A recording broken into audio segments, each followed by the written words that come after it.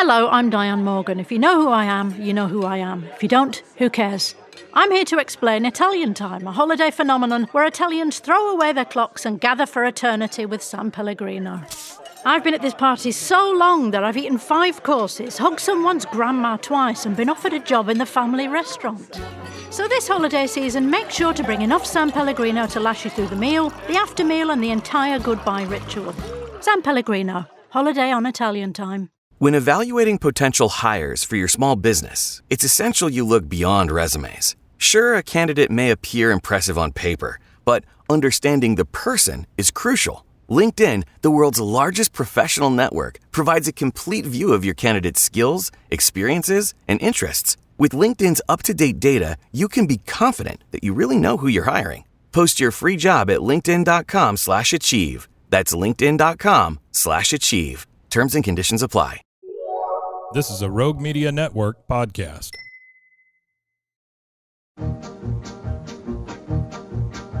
The stars at night are big and bright. Deep in the heart of Texas, the prairie skies are wide and high. Deep in the heart of Texas, deep in the heart of Texas.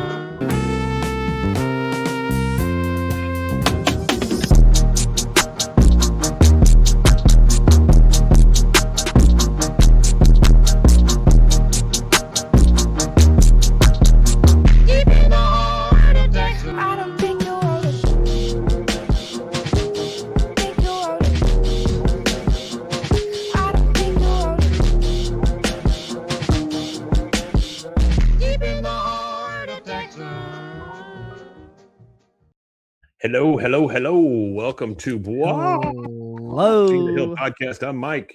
And boy, I'm Rusty. There he is. Thank you guys for being here, and thank you for commenting on that intro. I like it too. I think it's pretty freaking unique, honestly. I enjoy it. Yeah, I thoroughly enjoy it. Well, Christmas is over. It is, and the new year is upon us. How'd yours go? It was great. I got a cool new little sound toy, and that's what I'm using today to record with. So what'd you get?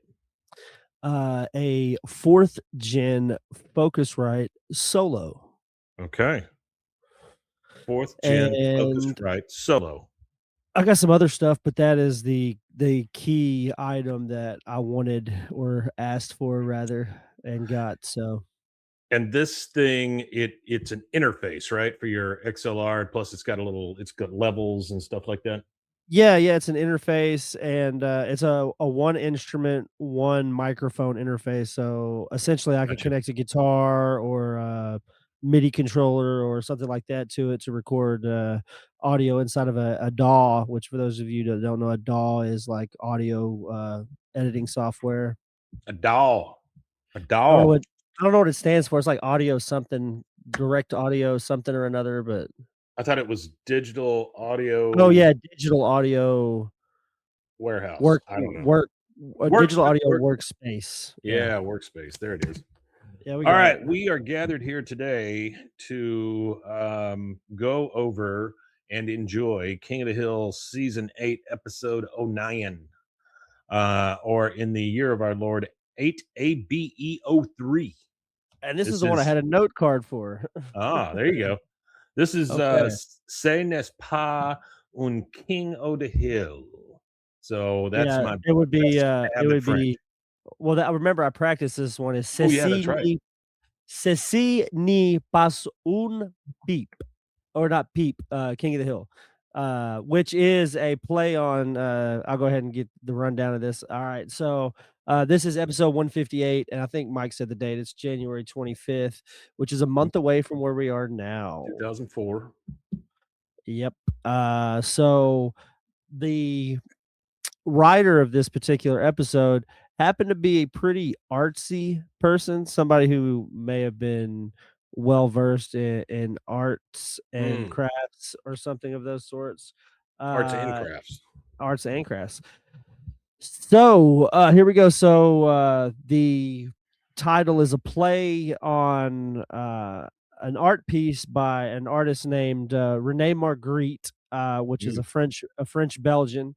For those of you that don't know, Belgium is half French and half German in its language, and it's Belgium as well. They speak Belgian, but like it's got a French region and a German region and stuff like that. Mhm. But the title of the painting was actually originally it's called oh man, I didn't have that written down in my notes. It's called De Wiener uh de Schnitzel.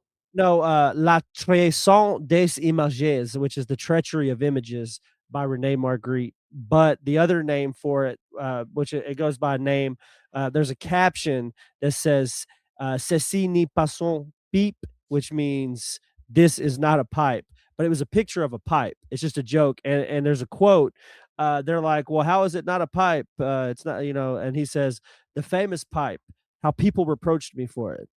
And yet, could you stuff my pipe? No. Is it just a representation? Is it not? In short, it's a painting, it's not a pipe. So that was Could you stuff his my whole play pipe? on it. Could you Yeah, stuff my so pipe? it was like a manifesto of modern art and it's non-representational non-representational nature and stuff like that. But so yeah, it's surreal art or whatever, and it was actually painted in 1929, oil on canvas. And if you want to see it, if it's on display, I'm not sure, but I know the LA County Museum actually owns it. All right, that now that that's over, I want to talk about the writer of this episode. Okay, so the writer of this episode is actually a pretty good screenwriter. His name is Eaton Cohen. Yeah. He co-wrote Idiocracy with Oh, okay. Mike Judge. So that's his big claim to fame. He also wrote Tropic Thunder, Oh, wow. a big one that he worked with. And for this episode here that we're going to go over today, he won an Annie Award, which is like an international animation award kind of thing. You're saying And Annie like ANI? like ANNI, like Annie, are you okay? Are you okay? Well, I'm Uh, I'm assuming it's animation though, right? no, it's Annie Award, but I think that it boils down to something to do with animation. Yeah. Okay. And it was directed by Trisha Garcia. She recorded 26 episodes over 13 seasons. She Mm. was also a storyboard artist on 16 episodes, and she was an animation and retake timer for 4 episodes. And she's pretty much worked on all 13 seasons of King of the Hill before the new seasons. And then she also did 35 episodes of a TV show called Hamster and Gretel. Hamster and Gretel. All right. And now, last but not least, the Yeah. voices. We have some It's voices. like it's like you're cheating at an exam here. You know, you got these cards and you got all the little writing on it and Oh, stuff. the It's little nice. writing, I'm like I like it. looking. Yeah, it Yeah. takes me Yeah, back. I like it too. Well, we've got voices. So there's a guy in here named Fred on this episode, and he is voiced by a character actor by the name of Mickey Cat. I Mickey Cat. personally I personally have never heard of this guy, but Nicky Cat, sorry, not Mickey. Nicky Cat. Nicky. I said Mickey, yeah, KATZ? not Mickey. No, Katt, Oh, Nickykatt. And if you see his face, you'll recognize him. MOUSC. He looks like the lead singer of Train, really. Like he Okay. could All that's right. what he kind of looks like. It's his But brother. he was Train in 2. Dazed and Confused.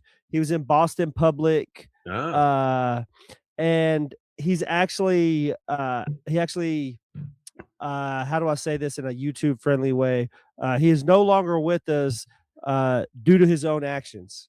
Oh, I see. Yeah, He April unalived. He 2025. unalived himself. There you go, that one, Yeah. yeah. Got it. April 2025 at the age of 54.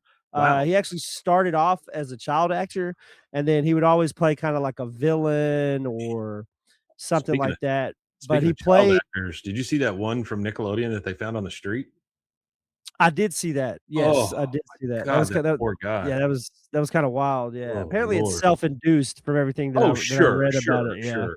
But He had man, a he looked terrible. yeah, well, his parents have tried to help him and get him, like so it's kinda like Mm. it's kind of like a thing where a lot of child actors go that way because they're child actors, and their parents don't really care and they're being used for their money and stuff like that. Yeah. That wasn't really the case in his situation. He just happened to be somebody who liked drugs and Mm. being on the street. But the Nicky Cat that I just mentioned, he actually played Clint Bruno, which Table is Chase. There you the go. high school bully in Richard Linklater's Dazed and Confused. So he was the bully. He was the high school bully. Yeah. So that Uh, was the movie he was in. I keep getting older and the girls stay the same age. Yeah. He was also in Time to Kill, Suburbia, and he played in the movie Insomnia. And then you got Suburbia was another a pretty decent voice. movie. That was a good movie. That was a good. I don't know what role he Yep. played in that movie, but he was in it. And then Those two. last but not least, the last voice on here is actually Stephen Root's wife, Oh, Margot. she The plays Margot? character Yeah. Margot. Her name is Romy, so either Romy or Romy? Rami. It's gotta be Rosemont, and Romy Rosemont. she's been in CSI, Glee, Private Practice, Prison Break, as well as many other things, I'm sure. And now that the first 10 minutes of the show is burnt through, that is the notes I wrote last week, thinking that it was for that episode, but I got my episodes mixed up. So All right. Well, we are thoroughly informed we're as there. to the Yeah. pipe or no pipe. All right. So we start this sucker at the Hill House. Hank and Peggy are in bed. It is what I can tell on the clock about 6:07 a.m. There is a car crash that we hear on the outside. Hank gets up and looks out the blinds and sees Buck out in his car in Hank's driveway. It sounds god awful when you hear it from inside their bedroom. I really expected there to be like a pileup or something in front of them. So he's like, Buck, and he runs outside. Oh, thank goodness! This horn was giving me an awful headache. And so it's like Buck. He's drunk. He's over on his horn. You know, I don't think there goes a moment in Buck's life that he's not drinking some. The horn is playing the Yellow Rose of Texas. That's right. He goes. Yeah. Hank says, is there a propane leak? Oh, God, it's goober smooches, isn't it? I told him that was a death trap. That buffet was a death trap. And now, old top, I come a calling with good news. The zoning board approved. You mean the new storage yard, triple storage capacity. He goes, wow, the new storage yard. I can't believe it's finally happening. It's like it's a dream, you know? It's finally happening, this storage Finally yard. happening. Yeah, he's like a kid, at Christmas. I'm finally getting to open this one gift I've always Finally wanted. getting it. Hey, Yeah. what's up, McLean? He goes, just one problem though. I need you to buy me some art. He says, sir, zoning board won't approve something for nothing. They passed the public art law. Got to beautify one part of town if they're going to let you uglify another. Keeps everything nice and even. You got to beautify one if you're going to uglify the other. Yeah, a lot of places do that. Yeah, where they make Yeah. you like do something. Hank says, reclamation. That's what it's called. Reclamation. There you go. Hank says, but I don't know the first thing about art. Oh, zoning board can't hang excuses in City Hall, Hank. Now get to buying. And he takes off. So later in the house, Hank is on the phone. I love the fact that Hank's excuse or Hank's go-to whenever he doesn't know what to do about something, basically Hank's Google is AAA.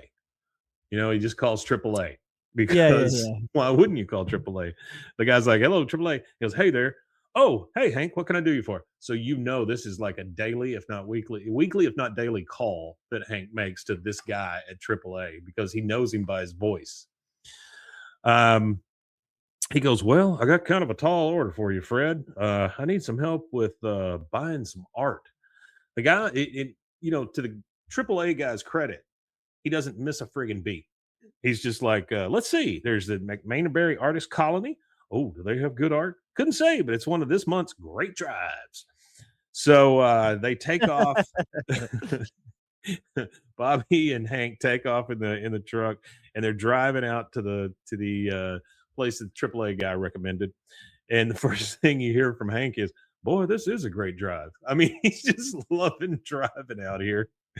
Bobby says, do you already know what kind of art you're going to buy? Because I should let you know now I'm willing to pose for a statue. Thanks, Bobby, but this art's going to be put in the median on Travis Boulevard. A lot of people drive by there on their way to the interstate, and I want them to get inspired when they get there. So they pull up to the McMainerberry Artist Colony, which looks very impressive at first, and then it pans out and it's in the middle of a strip mall. The other places that you can see there are the Art Colony Pizza and Subs, Creative Supplies, and Artist Space. Those are the ones that I could read. So they get out and they're heading into the Artist Colony in the strip mall. And he walks in and he goes, "What kind of?" And the guy's there and says, "Oh, thank God you're here. I hadn't been able to send a fax in 2 days." So of course he looks at Hank and thinks he's the guy here to fix his IT. Well, Uh, he looks like an employee. he does look like an employee. Yeah. Oh no, I'm Hank Hill, Strickland Propane. I need to buy a piece of public art about 3 feet across, 5 or 7 feet tall. I love the fact that it's not what the art's about. It's not the feeling that the art gives you. It has to be these specifications, 3 foot by 2 foot. Yeah, I need art. It has to be about this big by this big and Hmm. no breasts. Hmm. No breasts. Doesn't have to be real arty. No nudity, of course. Maybe something with a lion or a bald eagle. Yeah, Hank, I'm sure they got a lot of lions and bald eagles. Something that Yeah, says says America. America. The guy says, oh, wait. I've got it. A life-size portrait of George Washington. It's a hologram. From here, George Washington, he starts flipping it back and forth. But from over Uh, here, he morphs into I, Adolf Hitler. yeah, Washington Hitler, Washington Washington Hitler. Hitler, Washington Hitler. Yeah. So I just got through listening or watching here a couple days ago. I think it's on Prime Video, but it was a documentary about George Washington, Yeah. and it was kind of I guess it's stuff you don't learn when you're in school. But my fun fact, I guess, from that documentary I watched is he never really wanted to be president. Like all the things that he wrote and Hmm. all the conversations he had with people, he's like, I really don't want to do this, but if I don't do it, there'll be like this weird power struggle, and I don't want people to like ruin what we just fought for. So like Yeah. Yeah. I guess I have to do it. And Yeah. then he would go around asking people questions and stuff because there's no precedent. So there's like no precedent for presidents. So he didn't Mhm. know how to conduct himself. So a lot of like early traditions and things like that, like they used to walk the streets. They used to have people come in and talk to him, like kind of like a king would allow people to come and have Yeah. court with the king kind of thing. But he was doing Yeah. that where he would Yeah. let just random guys off the street come and talk to him. They actually stopped that after James Garfield because James Garfield got shot and killed. And Mm. he was like the last super accessible, like reach out and shake his hand president before Mhm. they started having like security and stuff like that. Gotcha. But Gotcha. but yeah, so George Washington is our first president underneath the United States Constitution. We had presidents before that underneath the Articles of Confederation, but the first US Constitution American president was George Washington, and he didn't want to be president. And that's Washington my fun Hitler, Washington fact. Hitler, Washington Hitler. Yeah. And so they go to another store, and the other artist is talking to him. Picture Ronald Reagan. He's squatting over, and Hank's just like, ah. And they leave there. Goes to the next artist, and he goes, "Oh, I have just the thing. I'm calling it industrial penis number 5." And she starts to take the cloak off of it. And he goes, "Bobby, car," and they just take off, man. That's funny. Industrial penis number 5. Hey, I've got a It's a little thing. wild name. Don't let me forget that when we get to the end of this episode, now don't get all excited, everybody, but we have the opportunity to put some merch out there. And Oh, okay. there's 3 quotes that I want to make merch out of, but I'm going to give our folks a chance to vote on which one we do first. Alrighty. Okay? And here I was thinking that you're gonna pull out industrial penis number 6. Well, we could, and it's just under a cloak, you know. There you go. All right, so we're out in the alleyway. We got Hank, Bill, and Boomhauer. Hank says, and then it just got worse from there. I don't get it. I just wanted to buy something that people would want to look at, spruce up that highway median. Isn't that what art's supposed to be? Well, I'm not sure about that, Hank. Uh, Boomhauer, hey man, you dang old native man talking about dang old. Your microphone stopped. I have this weirdest thing. My microphone has been going in and out all day for some reason. So Boomhauer, he just says he talks about Dada a little bit, which do you know about Dada? Like the Dada art movement? Oh, Dadaism? Yeah, yeah, Mhm. yeah. Like Salvador Dali, isn't that Dadaism? That kind of stuff, Well, that like weird I think surreal he was on the stuff? back end of it. Salvador, the Dada movement was a reaction to World War One, and this is really the only thing I remember from art history, and it was ridiculous for ridiculous sake, like non-usable things that don't make sense. So they felt like because of the war, their world had been turned upside down, and so they basically took their art and turned it upside down and just had it make no sense, right? Yeah, because it was So German, right? Wasn't it a mhm, German yeah, it was movement? a Yeah. it was a German movement. But I remember when I was in art school, I took that art history class and we started talking about Dadaism. And for some reason, it struck a nerve with me. I really enjoyed it. And we had to come up with a Dada project, and it was just a sketch, that we would. Yeah. And so what I did is a recliner, like a real plush recliner, but it plugs into the wall and there's spikes in the seat. So it's something that you Oh, couldn't interesting. use, and it was electric for no reason, and so it was supposed to Yeah. be a demonstration of Dada of some kind. But that's all I really remember about Dada, other than the stuff I've read in like my art history books and stuff. I So that think was art like I think art so history is that fascinating.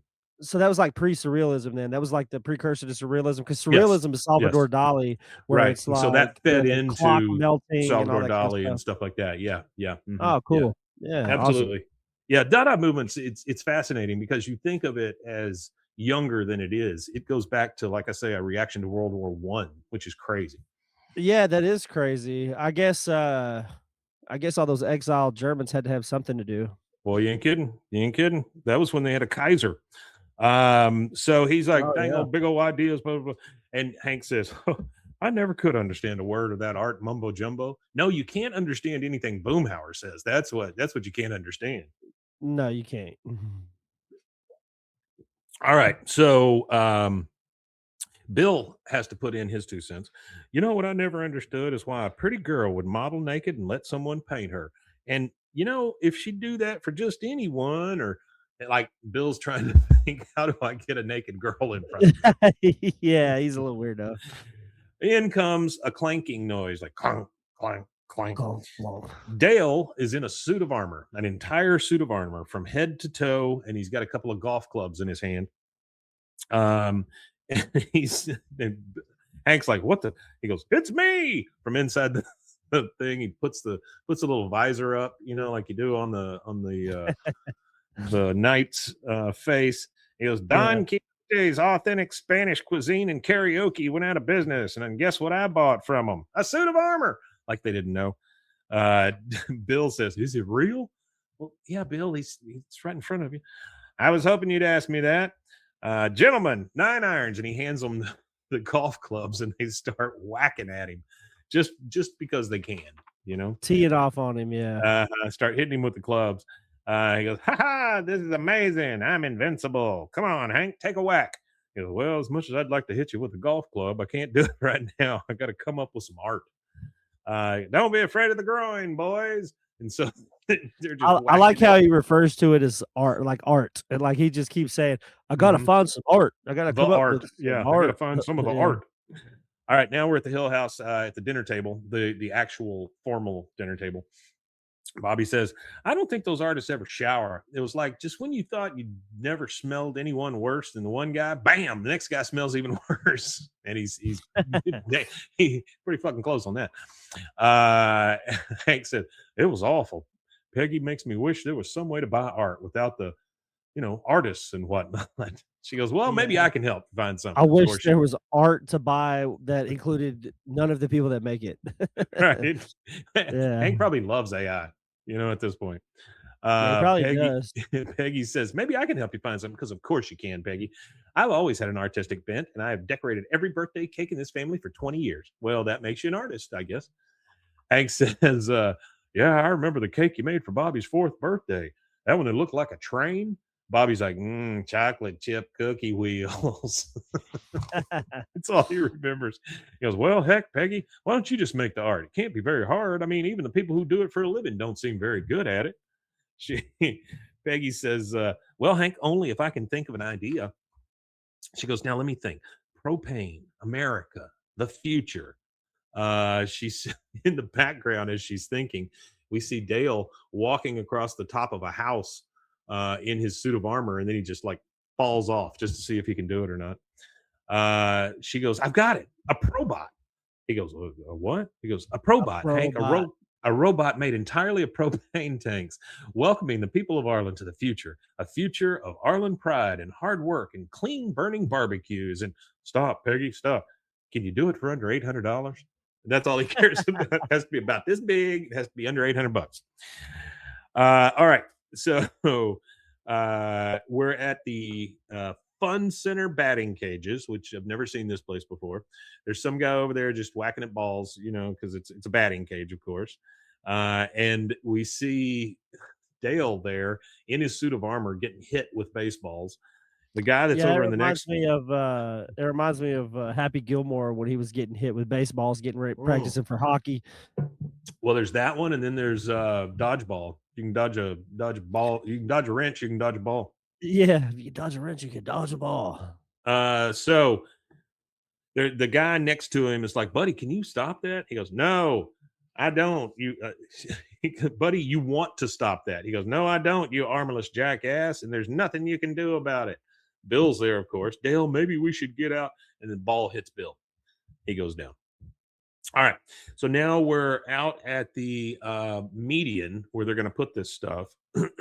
And there is dedicated to the people of Arlen on the Probot on the median. So this Probot is just a robot made with, McLean is telling us that Fun Center, the episode with paintballs and Green Day. So that's the same Fun Center, which I didn't even Oh, think yeah. about that. Yeah, he's right. Fun Center, Yeah, I Fun Center, didn't Fun think about Center. that either. Yeah, the one who shot Kane Scatterberg. All right. So we're out there and they're taking a look at it, and they're in the median with this Probot who is just a bunch of propane tanks. It looks like a robot. For some reason, Peggy can weld, which we've never been told of this, but all of a sudden she Well, can weld. you could deduce that she knows how to weld by growing up on a horse farm in Montana. That's You true. could say there's a high chance that she had to learn how to weld to do pipe fencing. Yeah, So yeah, I guess that's true. But she does have a beret on, which I think is a little artiste of her. Hank yeah, says, that is a little artiste of her. I think their beret is a really pretentious hat. the beret is a very pretentious hat. Anytime I see somebody wearing a beret, I wonder what they're trying to tell me. And that message is usually I'm better than you. Yeah, usually. Yeah.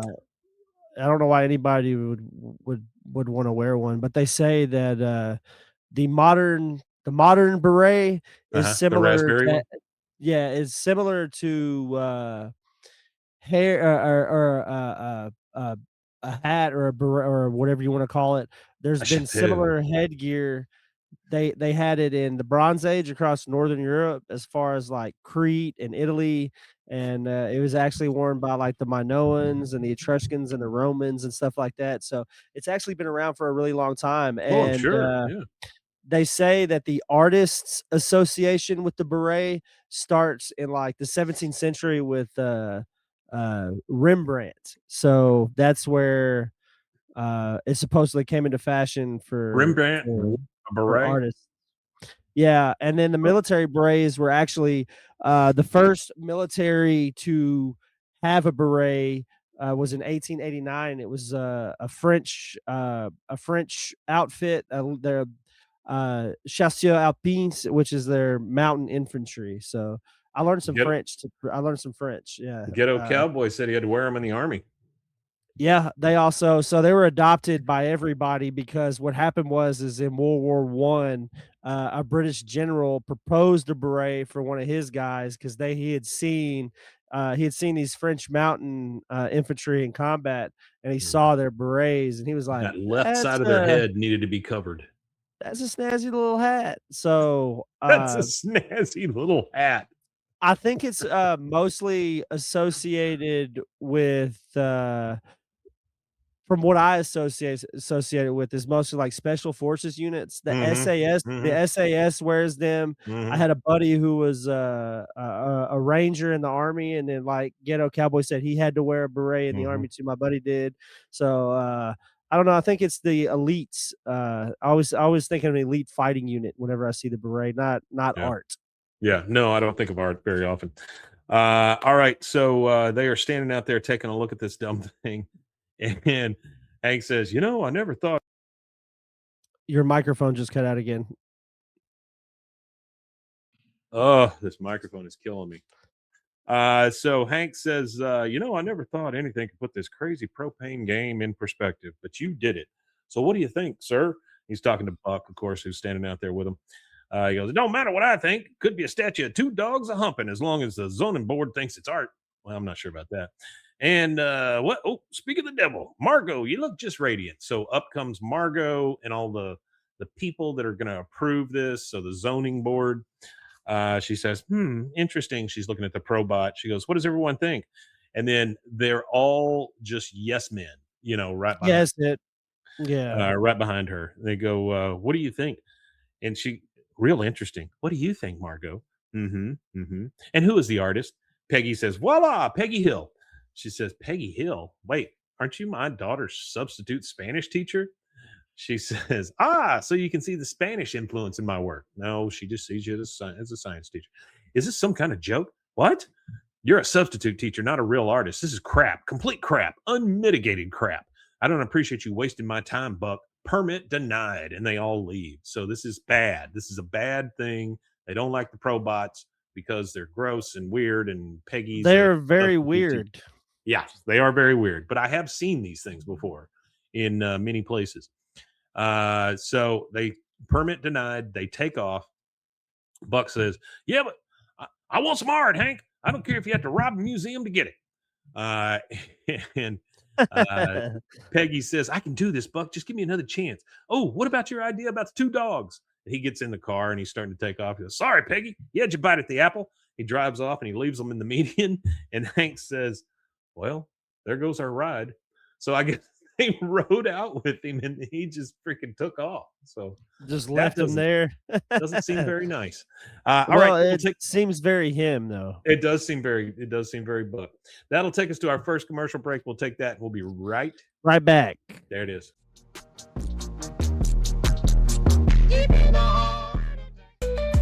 Join the Daily High Club, the premier destination for glass water pipes, vaporizers, and accessories. Since 2015, we've sold over 1 million quality products and teamed up with legends like Snoop Dogg and Tommy Chong. Ready to elevate your smoking game? Visit dailyhighclub.com for our El Primo subscription box or shop unique pieces today. Oh, Hilton stay, your beds are soft and cozy. No lumpy couch, no stiff futon, no shower line at crack of dawn. Oh, Hilton stay, a holiday you're saving. When you want holiday comfort you can count on, it matters where you stay. This season, enjoy spacious, comfortable rooms and friendly service when you book with Hilton instead. Hilton for the stay. Here's my 30-second story with Guinness. As soon as my sister and I get home for the holidays, we don't even unpack. We head straight to our pub. The bartender already knows our order, Guinness and fries. We laugh all night, catch up with old friends, and walk home with faces sore from smiling. It's one of my favorite nights of the year.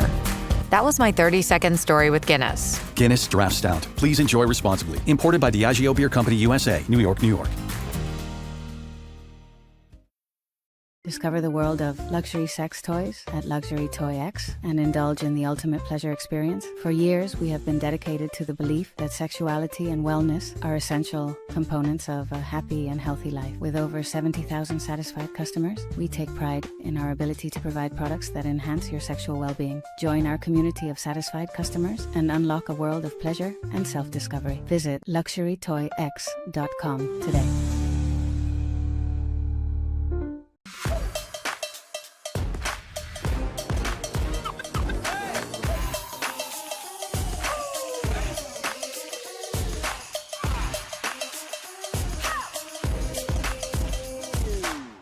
Apollo Neuro is a new kind of wearable that helps your body recover from stress, that helps you calm down and feel better. You sleep better, and you can get back to being yourself. Learn more at apolloneuro.com. I'm Hunter, the founder of Hello Cake, and today we're digging into ED meds. The number one thing we hear is that guys are sick of waiting for ED meds to kick in. Traditional ED meds take about an hour to kick in as they have to go through your digestive system, where Hello Cake's ED medication dissolves under your tongue and works in about 15 minutes. That's about 3 times faster than traditional ED medication. Curious about ED meds? Go to hellocake.com. Relax with Hemp Delicious. Organically grown hemp, massively blended with delicious organic herbs, responsibly sourced for their holistic benefits. Each sip offers calming, antioxidant-rich wellness. Brewed just for you. Sip the calm with Hemp Delicious. Find your blend at hempdelicious.com. Baby girl, were you staring at me? You know that's not convincing, right? Try again. Well, you shouldn't just be staring then. You should taste. I'd miss your presence, your laughter.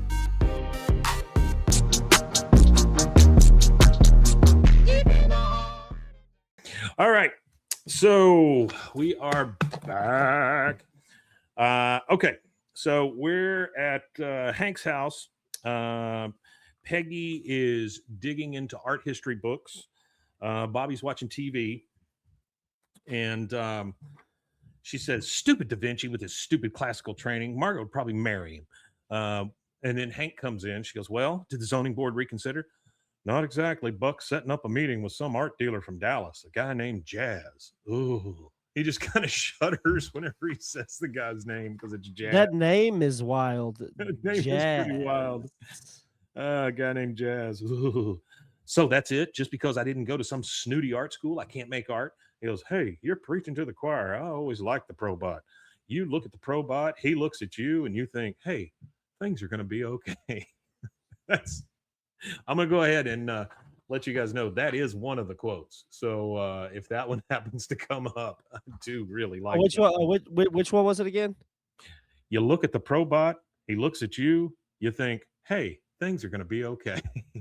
That's good. And then if you just had one of the Probots down at the bottom of it, just real simple, that'd be nice. Okay, so we get back to Dale in his armor, and he and Bill are going around the neighborhood knocking on doors. He knocks on a door and he says to himself, sure, Peggy can make a metal man, but I'm living it. He knocks on the door. Guy answers the door, and he goes, is this some kind of joke? He goes, yeah, knock, knock. Who's there? Sweet revenge. He raises his face shield, and he goes, sweet revenge who? The guy's like, get out of here. He goes, not so fast, Mr. King of 8th grade. He goes, Gribble? He said, looks like you didn't count on me coming back in a suit of armor when you were throwing my lunch on the roof. No, I don't think anybody considered that, Dale. I don't think anybody considered it. It wasn't even a remote possibility. We're going to settle the score right now. And he pokes the guy in the chest. The guy pushes Dale down, and he goes, cut it out. He goes, you and your flesh skin can't hurt me. Can he, Bill? Bill's over there like, no. Maybe we can talk about this. He goes, forget it, Bill. And he hits the trash can lid. He goes, there's no reasoning with this animal, this big fat animal, this big hairy fat. And he hits him over and over and over and finally knocks him out. All right, so we're back in the art world. There's a guy with a ponytail and a map. He's on the phone. He's driving. We are to assume this is Jazz coming into town. Jazz. Good old Jazz. He's where is the supposed to be a turnout? Whoa! And he pulls up right in front of the Probot. He goes, "Yeah, it's Jazz. Can you tell my 1 o'clock I'm going to be late? I just ran into something amazing over here." I absolutely love the way they treat Peggy in this thing because she gets what's coming to her, honestly. Oh yeah, they do her kind of dirty in this episode Oh, for sure. it's very good though. Peggy and Bobby are in the kitchen, and she's like, "If I am not an artist, what is that?" And she shows a plate to Bobby, and it's 2 eggs as the eyes and the bacon smiling. And he goes, "Ah!" And then you hear the doorbell ring. I don't know why. Sometimes it's a knock, and sometimes it's a doorbell ring. And she goes, "Oh, it's crooked." I always knock even if there's a doorbell. So if somebody has Yeah. a doorbell, I still knock. Sure. She says, "Oh, it's crooked," and she just throws it in the trash. And Bobby's like, "Oh my god, where'd my eggs and bacon go?" She goes to the door, and there is Jazz at the door. "Are you Peggy Hill, the Peggy Hill who created this?" And he holds up a Polaroid of Probot and says, and she goes, "And who are you?" He goes, "Jazz Colton, art dealer." And so, of course, she lets him into their kitchen because she's going to talk to him all about her Probot because she thinks that it's a big deal that maybe she's being discovered. She's a actual artist, which she is not. He goes, "Now tell me everything. You didn't go to art school, did you?" "Didn't need it." She goes, "I am completely self-taught," and she's very happy about this, right? And so she's very, very happy about this. He goes, "Oh, shitty pig." And so, how does an artist like you end up here? She goes, "Well, I was born in a small town in Montana. I moved to Arlen in high school, and then I met Hank. We married 2 years later." He goes, "Oh, I've heard enough." She goes, "Oh, I'm sorry. This must be so boring for you." "Boring? It's a treasure. Peggy, I want to buy anything you can make. I want to sell your art." She's like, "You do?" He goes, "Everyone is going to want a Peggy Hill." So Peggy is now just floating on cloud 9 because now she's an artist, right? Yeah, now she's going to make millions of dollars selling art. Yeah, you know what? Peggy is a very good representation of those people that want to be famous, not necessarily rich. You know, she just wants to be known. She wants people to know her, and she wants to be able to hold their head. That's what Peggy actually wants. Which is weird. Oh, it is weird, definitely. Okay, so Peggy goes into the garage with a beret. She starts building Probots. We see a seal, a bullfighter, an artist, a giraffe, Lady Liberty, Abraham Lincoln, of course. I mean, who wouldn't want to Probot Abraham Lincoln? The phone rings. She goes, "Hello?" Jazz. Is it Hitler too? No, I don't think there's any Hitlers there. He goes, "So how's my best-selling artist?" She goes, "What? No, your stuff has been flying out of the gallery. Your latest, the Prinker, which is the thinker, but made out of propane." The propane thinker, the Prinker. The Prinker. He goes, "Brilliant. Plonker. That's why I've got a wonderful honor in store for you, Peggy. A gallery show just for you and the one other local artist." He says, "This is going to be your coming out party, the night that introduces you to the art world. How does that feel, superstar?" She's like, "Oh, can I invite everyone who didn't believe in me and really rub their noses in it?" He goes, "It wouldn't be an art show without it, Peggy. See you there." And he hangs up. So do not forget that he says one other local artist. She dials Margot. Another local artist. Local artist, give me cans. Give me cans. She dials Margot, and he goes, "Hello, Margot? Uh-huh. Peggy Hill here. Yeah, the Peggy Hill who you said wasn't an artist. Listen, I just wanted to let you know that she is having a special gallery show in Dallas." "Mm-hmm, that's right. And I can get you in because you're lucky enough to know the artist." She hangs up. She goes, "My God, art is fulfilling." No, you holding it over people's head is fulfilling for you, Peggy. That's all that is. Peggy and Hank are Peggy, Hank, and Bobby. They're all dressed up. They pull up to this art gallery, the Colton Gallery. Now, I don't know if that's a real gallery or not, but they pull up to the Colton Gallery in Dallas, we've been told, and they have the truck valet parked. So that's a first. Valet parking. They all get out and they're all dressed to the nines, right? Because this is a big deal. We hear, "Well, I don't know a lot about artists, but you sure are the prettiest one I've ever seen." And then you hear from off screen, "Peggy," and it's Margot, right? She comes running up.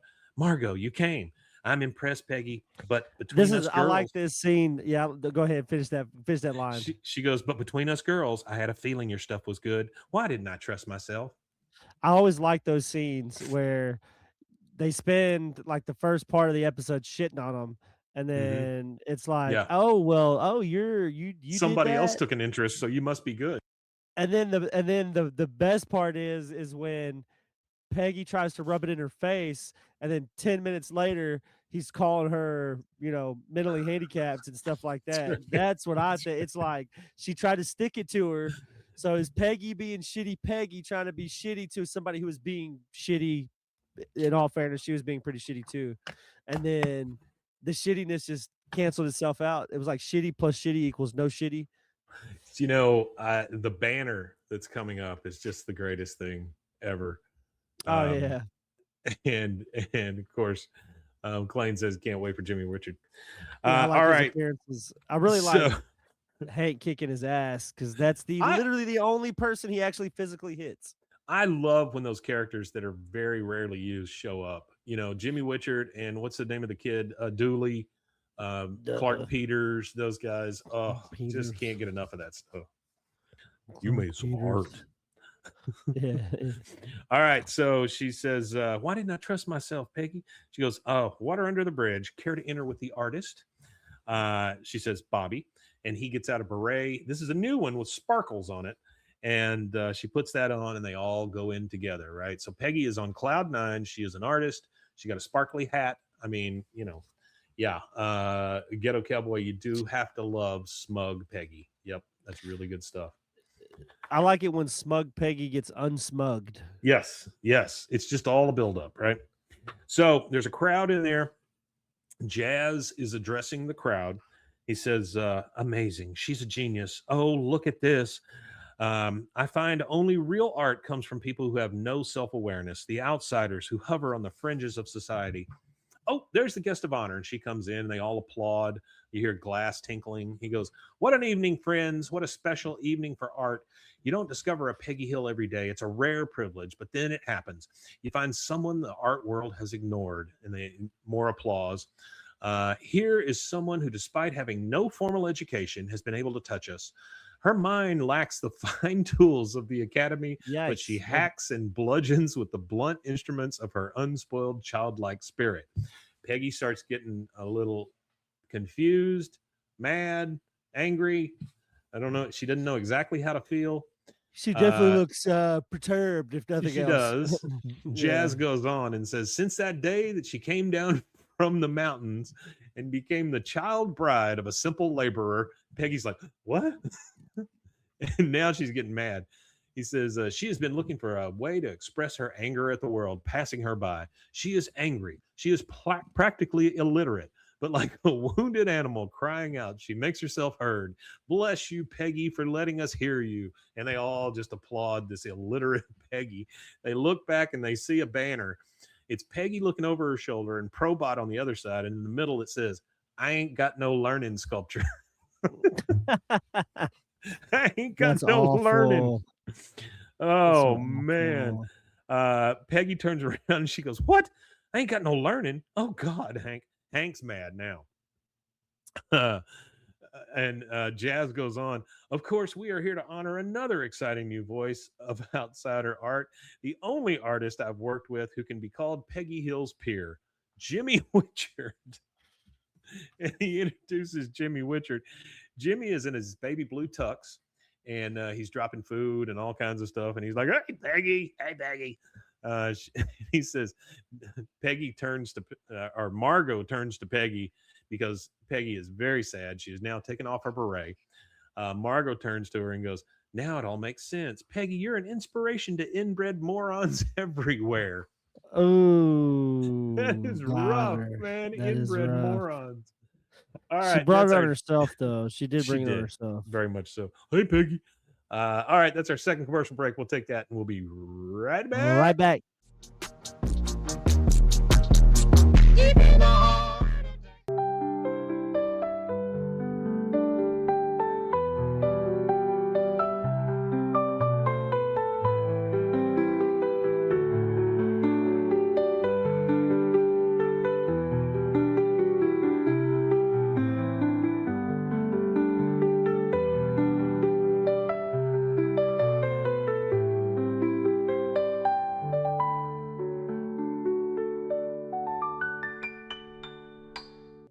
Farmhounds offers natural treats and chews made with quality products that support family farms, regenerative agriculture, and humane farming practices. Give your dog the best with wholesome, organic ingredients that promote health and happiness. Shop now at farmhounds.com. Tervis is all about staying hydrated. Each product is built to last and comes in endless designs to match your personality. Stay refreshed and express yourself with Tervis. Visit tervis.com today and find your perfect tumbler. Protect your online privacy with NordVPN. Browse securely, access content from anywhere, and keep your data safe with military-grade encryption. Whether at home or on the go, NordVPN ensures your digital freedom. Stay secure. Download NordVPN today at nordvpn.com. That's NORDVPN.com.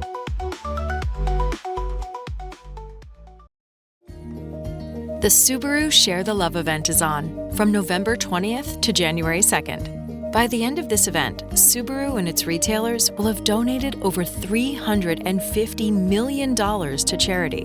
When you purchase or lease a new vehicle during the 2025 Subaru Share the Love event, Subaru and its retailers will make a minimum $300 donation to charity. Visit Subaru.com/share to learn more.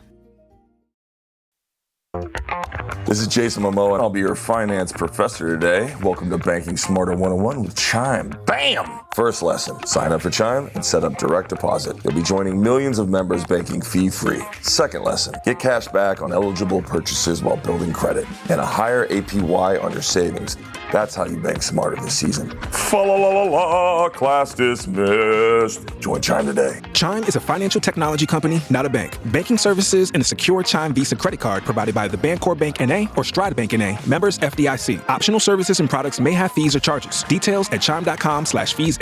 With a qualifying direct deposit, earn 1.5% cash back on eligible secure Chime Visa credit card purchases. On-time payment history may have a positive impact on your credit score. Results may vary. APY means annual percentage yield. Learn about credit building and more at chime.com.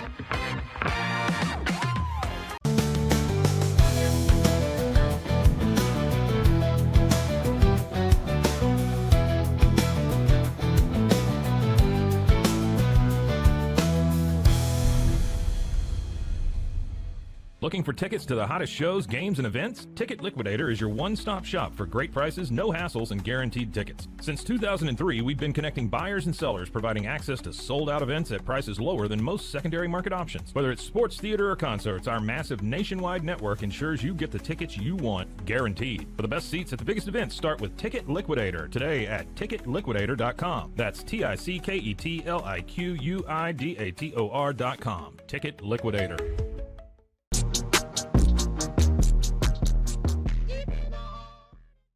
All right, we got to catch up on a couple of quotes or a couple of messages here. McLean says that voiced by David Herman, he's talking about Jimmy Witchard. But then he also said that you've mentioned David Herman before, Office Space and Bob's Burgers, but have never mentioned his appearance in Dude, Where's My Car?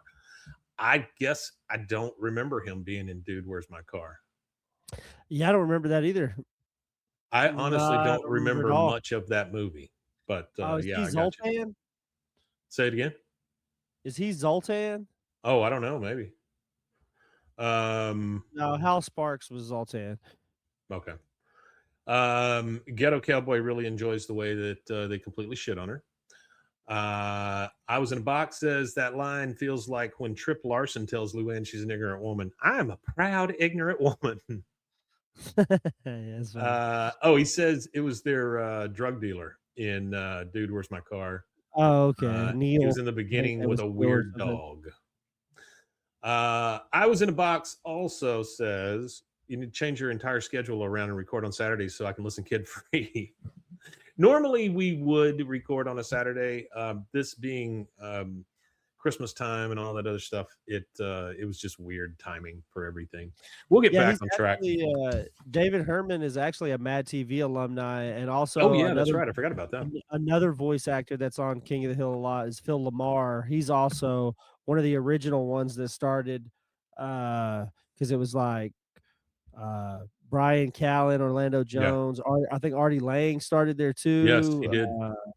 Deborah Wilson. There were a lot of people. Nicole Sullivan. She was on The King of Queens. Nicole Sullivan's pretty damn funny. Yeah, she is. And then Mary Shear, she's hilarious too. She ended up being on iCarly.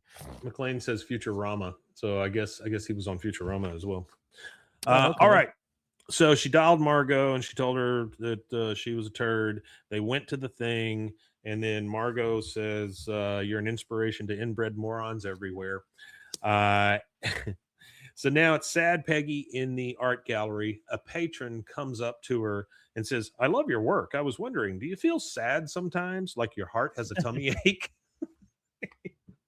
They're treating her just like a complete idiot. She turns to Hank and says, "Oh, Hank, let's get out of here. I'll get Bobby." Peggy storms up to Jazz, the art dealer, and says, "Jazz, how could you? I ain't got no learning." He goes, "You did say you didn't have any formal training. Montana, high school sweetheart. Look, I just spiced everything up a little." She goes, "Oh, God, so people weren't buying Probots because they liked them. They were buying them because they thought I was some kind of inbred hillbilly?" He goes, "Of course." Oh, no.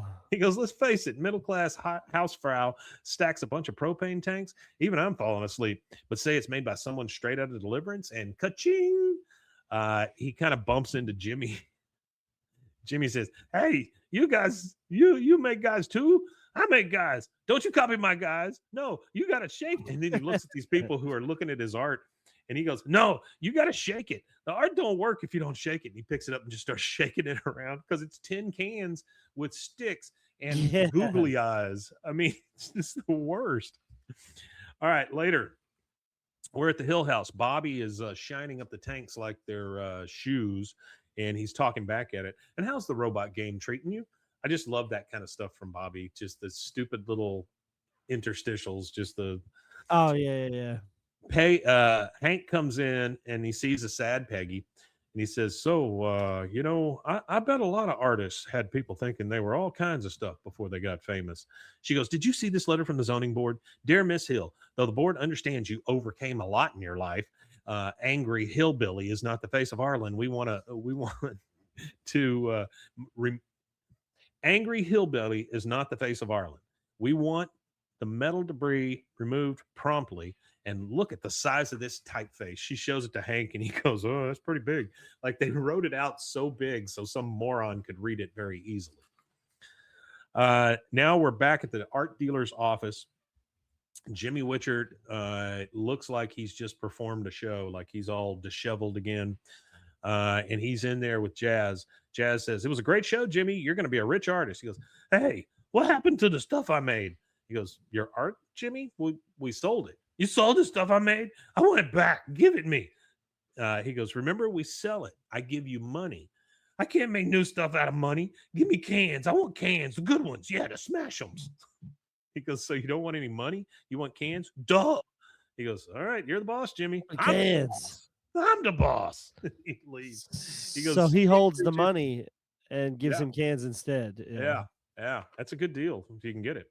All you want is cans? Yeah, we could work something out. He tells Jimmy to stay angry as he's leaving. Hank comes in. He goes, "Oh, hey, Mr. Hill." He goes, "Don't give me that. You made a laughing stock out of my wife." He goes, "I sympathize with you, honest engine."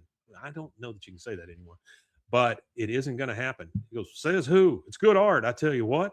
And they liked it before, and they'll like it now." He goes, "Look, I can see the inbred hillbilly thing is really bothering you." "Yeah, no shit. So I'll make you a deal. I'll say she's insane. But it's got to be criminally insane or we got nothing." He goes, "No, that's it, mister. You just sold your last Probot." And he grabs one of the Probots and heads out the door. And Jazz behind him says, "How about syphilitic? Hook hands? Transgender?" I mean, he's looking for any way to make Peggy an artist. "Hey, baby T 1889, yo, what up?" Rusty has exited the building. Next, we've got Dale in the armor in the street in the alley. He's knocking over garbage cans. He's just like, oops. He bangs into Bill, and Bill already has a bandage on his head. And he says, "My beard, Dale, you did that on purpose." He goes, "Man, I'm taking your roses." And he goes over. He's sleeping. Look at him. Poor little Rusty. Rusty. Rusty, come back Oh, I'm to us, here. Rusty. I'm here. Sorry.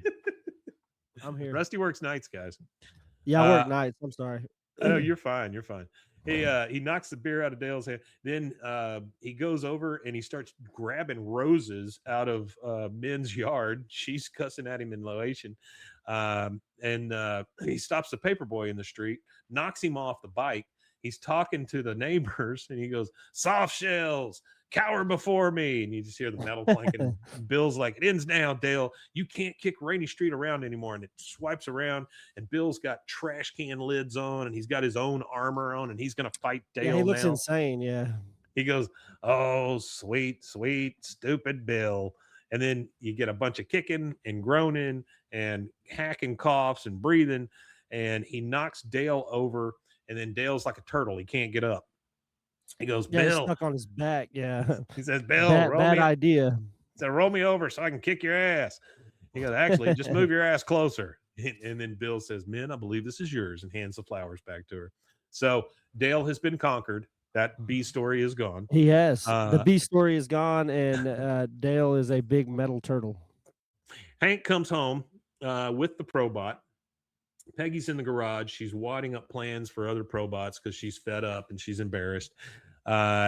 She goes, "Hank, how could you bring that thing here?" He goes, "I don't want to see it torn down. I thought, I don't know, we could put it up in the yard somewhere." She goes, "I want it dead, Hank. I can't stand it laughing at me, telling me it's not art, just a bunch of stupid tanks."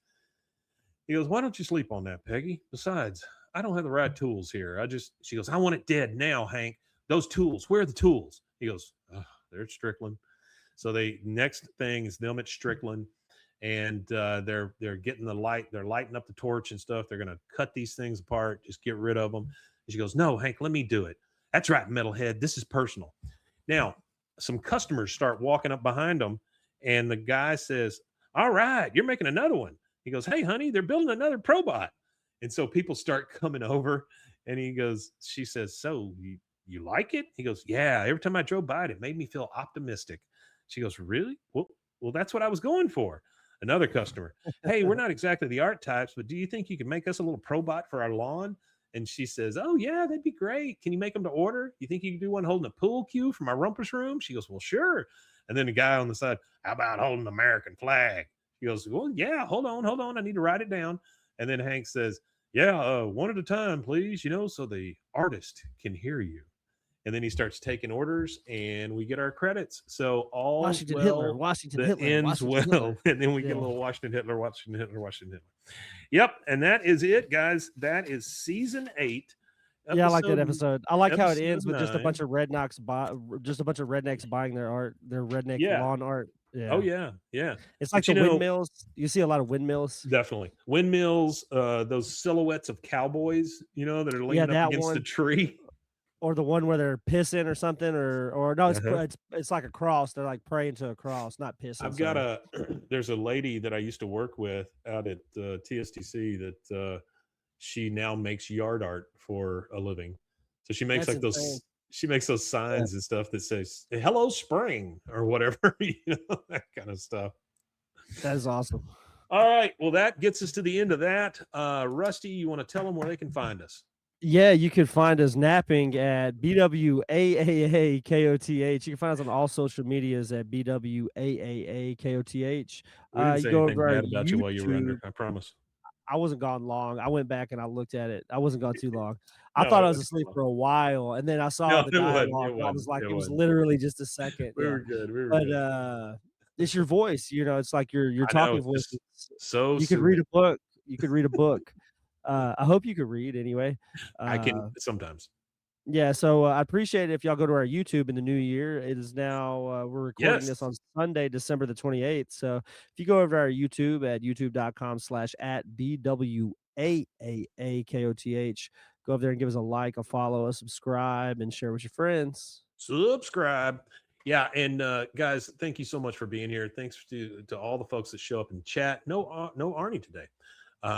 It's probably because it's a Sunday, but we always love seeing you guys, and we love putting up your quotes and reading them and listening to you and just we appreciate you guys. Super big kick out of you guys showing up. So thank you again. We really appreciate it. And I think that leaves I think that leaves maybe just one thing left to say. Oui, Matanye. Yeah, I agree. We Matanye indeed. We'll see you guys.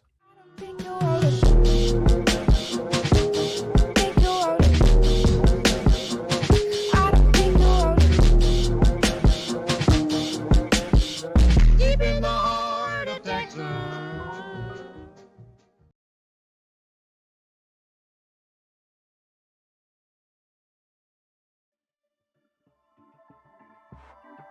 This has been a Rogue Media Network production.